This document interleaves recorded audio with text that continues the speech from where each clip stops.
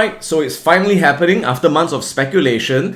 Fed Chair Jerome Powell yesterday made it very, very clear, abundantly clear, that he's going to start cutting interest rates this coming September. So what does it mean for the stock market? Do we expect the stock market to continue going up, or will the market usually crash after the Fed cuts rates? And if the market continues to go up, which sectors, what kind of stocks are going to benefit the most? Well, let's find out in this video.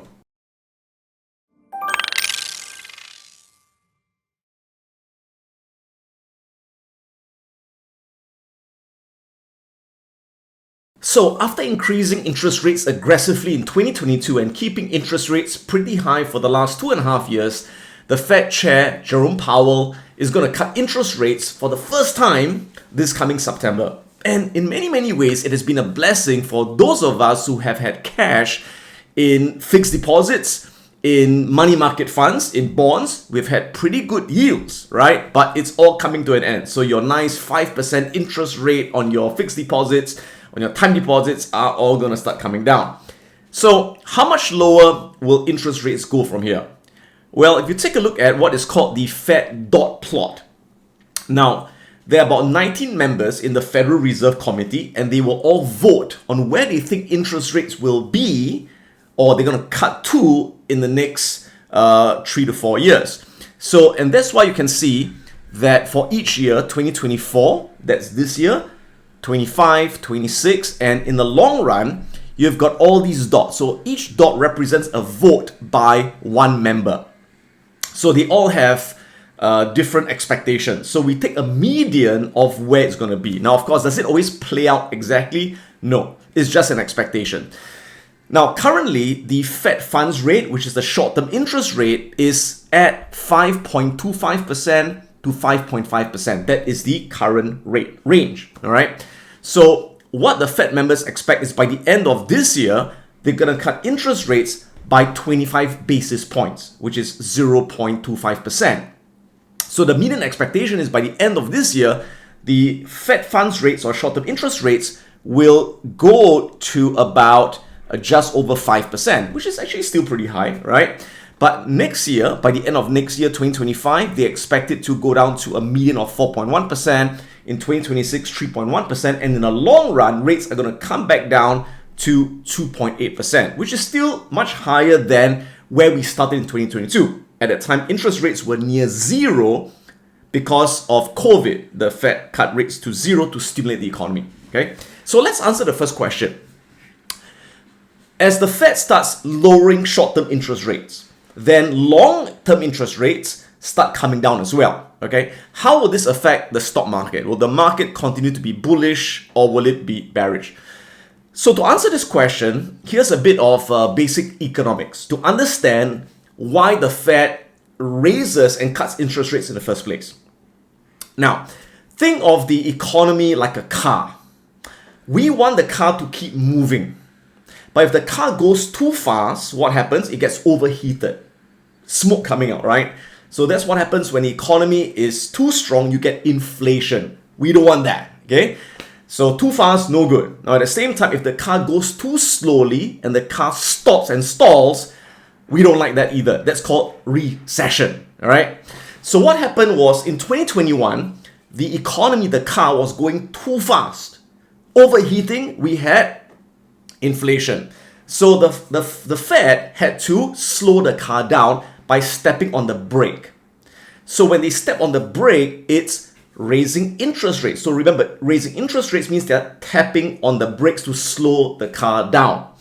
So the last 2.5 years, they were tapping, and the car is slowing down, right? But the concern, what happens if you tap on the brakes too much? The car may stall and stop. So now the Fed is realizing, okay, there's no more smoke coming up, inflation is now tame, and the car is slowing down. So before the car stops, the Fed has to start stepping on the accelerator, which is cutting interest rates. So remember, whenever the Fed cuts interest rates, it's like them stepping on the accelerator to get the car going and ensuring it doesn't stall. Now, if you read a lot of doom and gloom articles, many people say, oh, if you look at the past, every time the Fed cut interest rates, what happened? the market will crash. We had a recession, right? So is that always true? As usual, we like to look at the facts, the numbers, and not just generalize based on one or two events. So on this chart, you can see all the times when the Fed first started cutting interest rates, when they first started stepping on the accelerator, going back to 1970, the last 54 years, right? So again, some people who want to create a lot of fear, they'll say, hey, by the way, this is the first rate cut in every cycle, which is this color. I don't know what color you call that. It's kind of like a strange blue. Let's call it blue, right? So you can see, they may say, hey, see over here, they cut interest rates. What happened? Boom, we had a recession. We had the great financial crisis. Same thing here. They cut interest rates. What happened? We died again. And over here, they cut interest rates. We died again. So this time when they cut interest rates, we're gonna die. Okay. Now, remember, you have to understand the logic of why they were cutting rates here. So understand that when the Fed cut interest rates here, it's like, again, stepping on the accelerator. It's not the cutting of the interest rates that caused the crash. The point was the market was already crashing for other reasons. In this case, it crashed because of the dot-com bubble bursting, right? In this case, it was a great financial crisis because of property collapsing. So it was another reason that caused the crash. So once the Fed saw that the car was being hit by a boulder, or the car was being hit by another car, what did they do? They didn't want the car to stop, so they started stepping on the accelerator to get the car going. But when you step on the accelerator, the car doesn't go immediately. It takes a few months for the car to get started. So there's a kind of a couple of months lag, right? So that's the reason why it coincided with the first rate cut over here. Yeah. So going back 54 years, yes, there were times when the Fed had to cut rates to save the economy, to save the market that got whacked for some other reason. And this happened again in 1981, which is over here. They cut rates, market crash. 2001, they cut rates, market crash. 2008, they cut rates, market crash. Happened 3 times in 54 years. But at the same time, in that same 54 years, there were many times when the first rate cut was followed by a stock market rally. And this happened in 1980, 84, 89, 95, and 2019. So let's take a look at this. So first in 1980 over here, what happened? The Fed cut interest rates, stepped on the accelerator, market went up. They cut interest rates for the first time in 1984, market went up. They cut rates for the first time in 1989, market went up. A bit of a dip, then went up again. Cut rates here, market went up. And of course, finally in 2019, when they cut rates again, market went up. Let me say, but the market crashed. Now again, this market crash was not because of the rate cut. This market crashed because of the COVID-19 pandemic. So once again, this market crash was not caused by a rate cut. It was caused by something else completely. All right. So what's the lesson? History shows that rate hikes, rate increases, and rate cuts alone don't determine the direction of the stock market. The direction of the stock market depends on the earnings growth of the companies, which is indirectly affected by economic growth and consumer spending, which is affected by many other variables that you can't predict all of them. All right. Now, in this next chart, you can also see historically what happened when the Fed first started cutting interest rates since 1955. And it all depends again on what is happening to the economy. Is the economy doing well, or is the economy going into recession? So when there is no recession and the economy continues to do well, you can see this red line. Once the Fed cuts rates, let's call that at 0.0, and there's no recession, the market continues to be bullish. So much so that in 12 months, the market is up about, I would give it about 15% higher. And in 24 months, it's up to another 40% higher if there's no recession. Now, what if there is a recession and we found that the Fed cut rates too slowly, that they should have stepped on the accelerator a lot earlier? Now they're too late and the economy is like slowing down, the car's slowing down, the car's going to stall.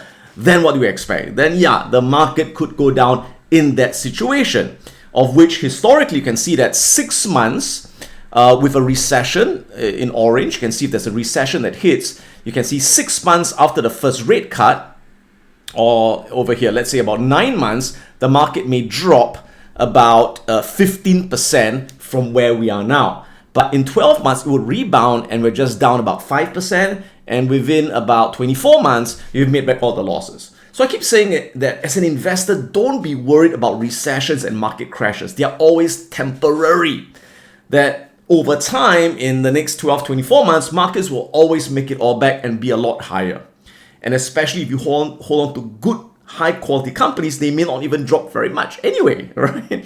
And even if they do drop temporarily, good, gives us a chance to accumulate more shares at discounts. So in the long run, we have a bigger stake in these great companies and we make much higher returns as our wealth compounds. Of course, you may ask me the million-dollar question. So Adam, are we going into a recession or not? Because there's a big difference. And the answer is, I don't know. Okay, no one can predict for certain. Even the top economists can't predict when a recession will occur and if a recession will occur. All we can do is to look at the current state of the economy now and to see, okay, what's the probability that the economy is slowing down into a recession and what's the probability that it's continuing to grow, okay?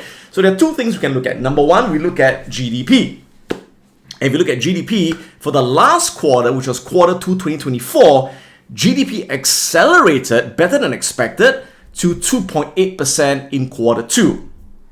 How about quarter 3, which has not yet been reported? Well, if you look at the Atlanta Fed GDP Now real tracking data that tracks GDP as real live as possible, you can see the latest forecast for quarter 3 GDP is 2%. Granted, it has been slowing down from 2.8%. Well, it did go up to 2.9% and to drop to 2.4% and now 2%, but it's still growing for now, right? I'm not saying that it can't go negative. It could, but for now, it's still growing. But what's more important is not just the GDP, it's the earnings of the company. Remember, ultimately, what drives the stock market higher? What drives stock prices higher? Earnings. As long as earnings grow, prices will increase. And again, we can't predict the earnings of the future perfectly, but we can just look at earnings estimates based on what companies are reporting and their forward guidance. So from this chart, what you can see, first of all, in blue, this is the actual S&P 500 earnings per share actually reported. So as you guys know, earnings have been growing, especially driven up by the Magnificent Six companies that are AI related. So earnings are growing. So as long as earnings are growing, the stock market will keep going higher.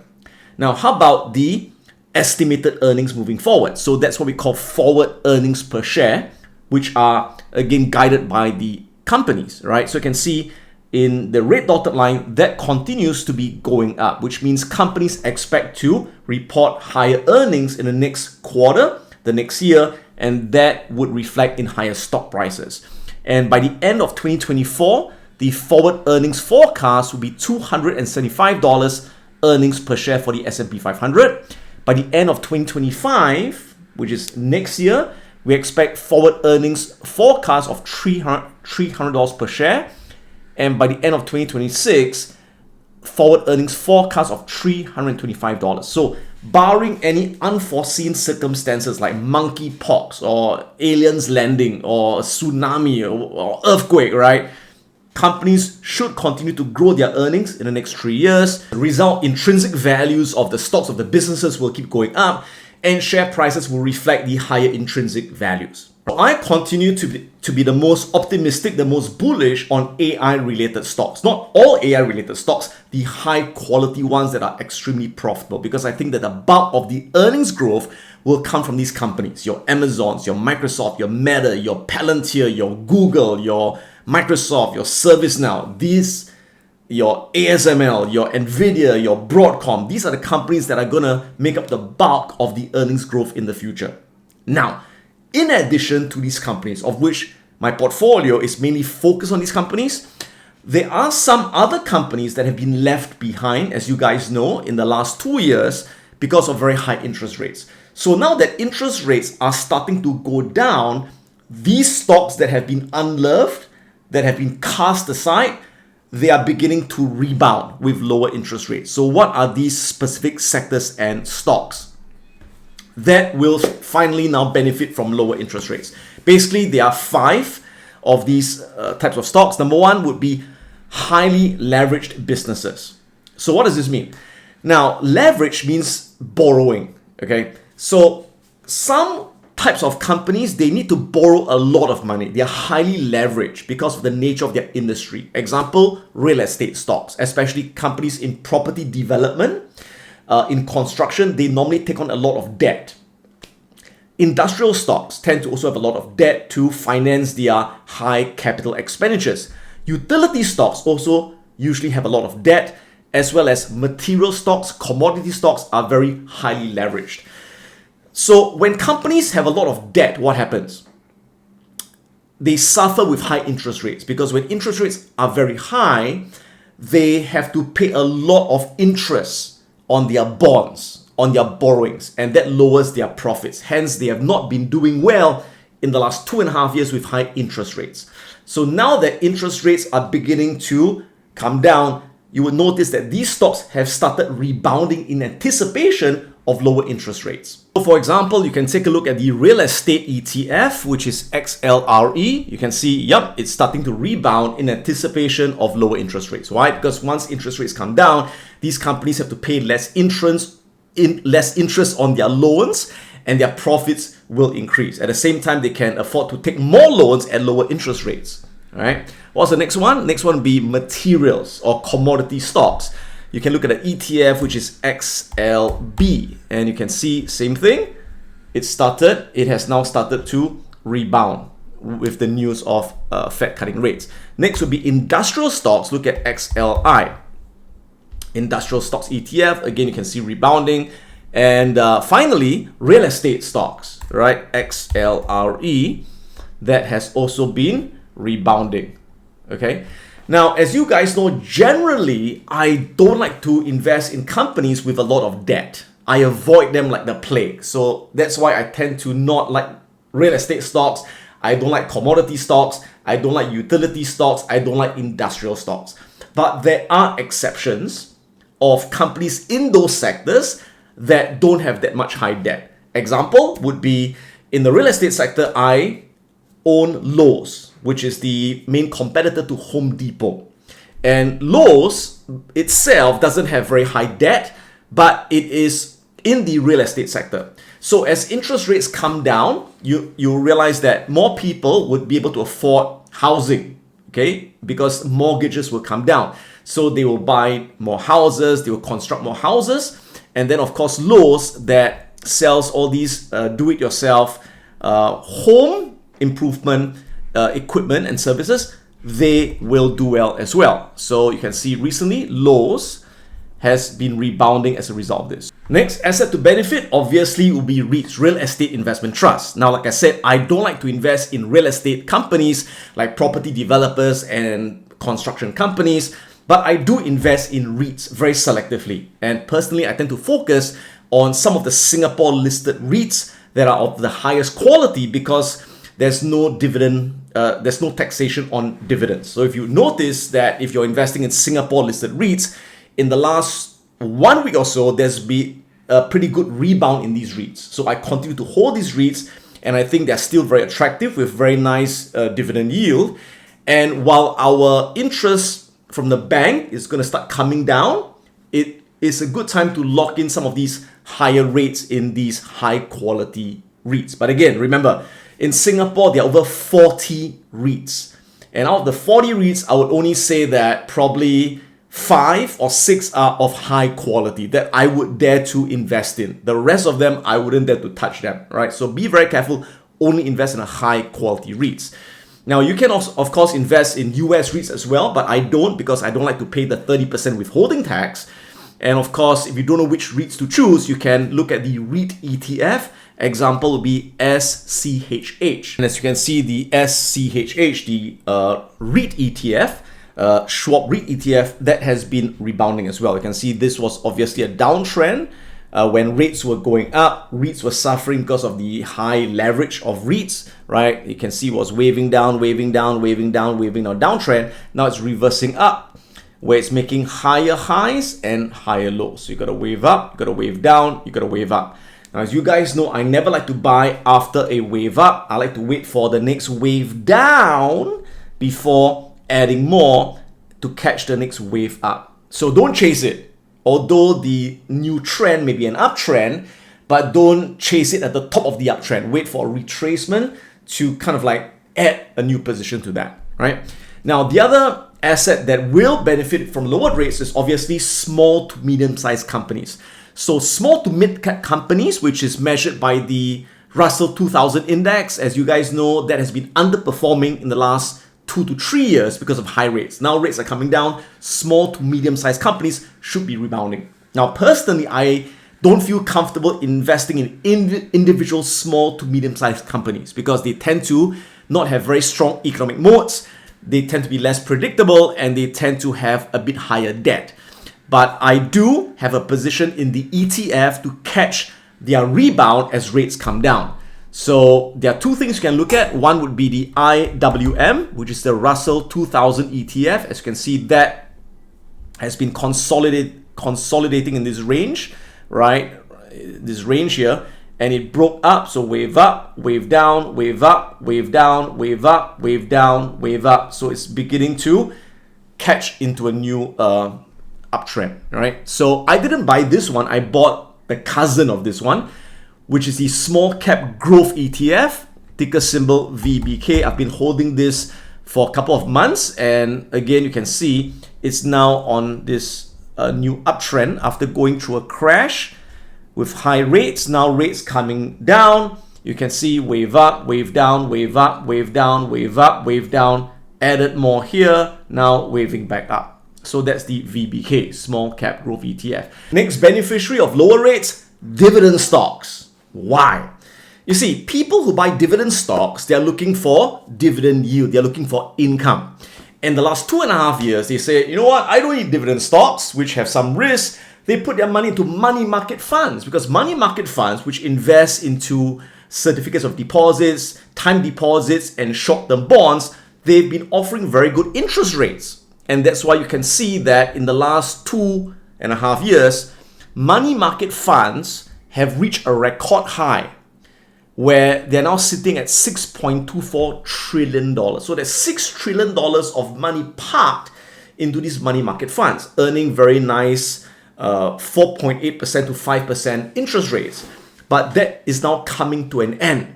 So once the Fed starts cutting rates, people who have been in these funds are getting less interest until they feel that it's no longer worth it to stay in these funds. They would sell these money market funds and rotate back into the dividend stocks where they can get a higher dividend yield plus the prospect of dividend growth. Because money market funds, there's no growth, right? It's just a fixed interest rate, but dividend stocks, you have got dividend growth. But of course, you have to pick the good dividend stocks with pretty good growth. So again, there are many examples, and some examples would be your Pepsi, which I own, Johnson & Johnson, Procter & Gamble, ADP, Abbott Laboratories, ABBV, Walmart, and Lowe's. These are your dividend stocks. Finally, as rates come down, you have bond prices going up. So those of you who have been subscribing to my Ultimate Investors Playbook, you would know that I've taken long positions in the bond ETFs using options, using synthetic bullish spread options. So I have gone long onto TLT, and that's doing very well right now. I'm up quite a bit, but I'm still holding because I think there's a lot more upside. Besides the TLT, which is the long-term treasury bond ETF, you can look at the medium-term bond ETF called the IEI, as well as the corporate bond ETF, LQD. So again, interest rates go down. These bond ETFs will continue to go up in price. Over here, you can see the TLT on weekly candles. You can see it was on this downtrend facing resistance at the 50 moving average where it hit, it went down, it hit, it went down. And recently it broke above that 50 moving average, now on this very nice trend back up. So I went long somewhere around there. And then, of course, you can look at the IEI as well, which is the midterm treasury bond ETF. And again, you can see the same thing. You can see this is a new trend over there. Wave up, wave down, wave up. May have a bit of a pullback before waving up. Again, this is as rates come down. And finally, looking at the LQD, which is the corporate bond ETF. that should continue coming down as well. Sorry, going up as well as rates come down. And again, you can see this was a consolidation and it started breaking above this consolidation. So we should see higher prices from here. So that summarizes this video. I hope it's been useful. And as always, if you have questions, comments, leave them in the comment section and do subscribe to the channel if you have not already done so. May the markets be with you, and I'll see you guys in the next video. If you want to catch my latest videos, click on the subscribe button right now. Click on the bell so you get instant notifications once I upload my latest video. If you want to check out my online courses, go to piranhaprofits.com. We're going to learn how to invest and how to trade the financial markets and create an income from all around the world.